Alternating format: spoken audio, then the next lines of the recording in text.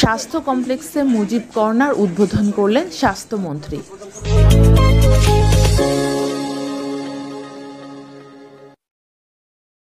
প্রান্তিক পর্যায়ে স্বাস্থ্যসেবা পৌঁছে দিতে সারা দেশে উপজেলা স্বাস্থ্য কমপ্লেক্সগুলোতে চিকিৎসা সেবার মান উন্নত করার চেষ্টা চলছে বলে জানিয়েছেন স্বাস্থ্যমন্ত্রী ডাক্তার সামন্ত লাল সেন।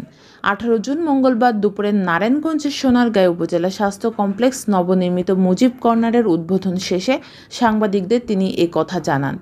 এটি বাস্তবায়ন হলে রাজধানী ঢাকা সহ বিভাগীয় শহরের হাসপাতালগুলোতে রোগীদের চাপ অনেক কমে আসবে বলে মনে করেন তিনি।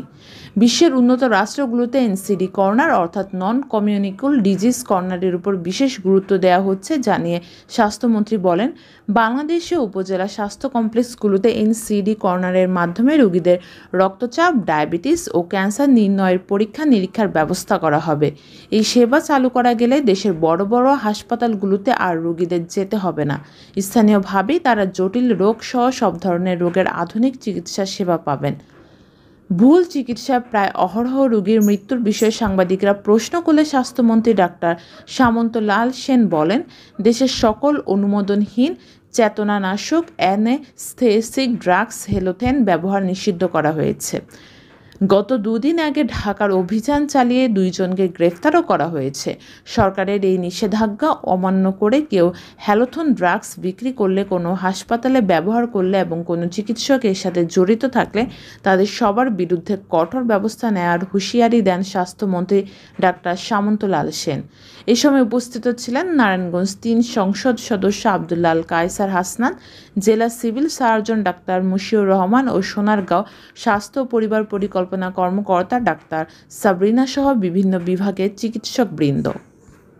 যে আমার মন্ত্রী হওয়ার পরে আমার যেটা প্রথম স্লোগান ছিল যে আমি প্রান্তিক পর্যায়ে স্বাস্থ্যসেবাটাকে পৌঁছে দিব, এবং প্রান্তিক পর্যায়ে স্বাস্থ্যসেবাকে পৌঁছে দিতে হলে এই সমস্ত উপজেলা হেলথ কমপ্লেক্সকে আমাকে স্বাবলম্বী করতে হবে।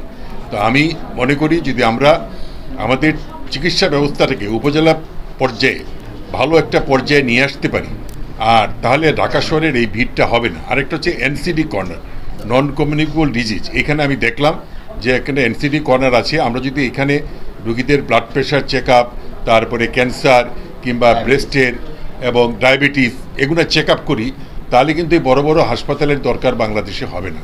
আজকে বিশ্বের প্রত্যেক জায়গায়, আমি কিছুদিন আগে ওয়ার্ল্ড হেলথ অ্যাসেম্বলি, বিশ্ব স্বাস্থ্য সংস্থার যে মিটিং হয় সেখানে গিয়েছিলাম, দেখলাম যে সবাই কিন্তু এনসিডি কর্নারের উপরে জোর দিচ্ছে।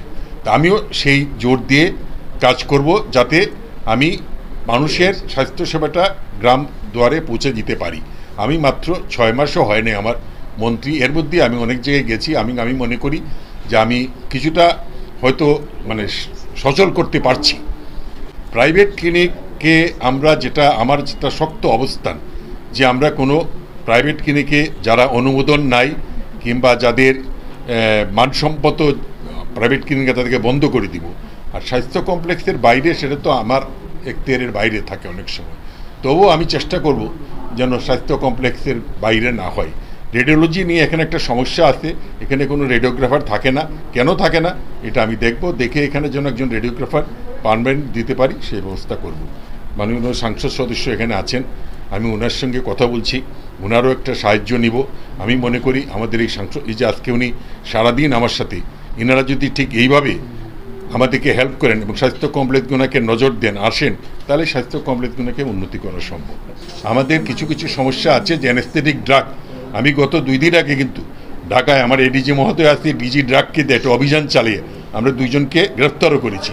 আমরা যে অ্যানেস্থেটিক ড্রাগ হ্যালোথেন, এটা ব্যবহার নিষিদ্ধ করা হয়েছে। যদি কেউ হ্যালোথেন ব্যবহার করে, যে বিক্রি করবে তারও শাস্তি দিব, যে হাসপাতালে ব্যবহার করবে তারও শাস্তি দিব, এবং আমার যদি কোনো চিকিৎসক অ্যানেস্থেটিক বাইক সেটা ব্যবহার করেন তার বিরুদ্ধেও আমি ব্যবস্থা নিব। ধন্যবাদ।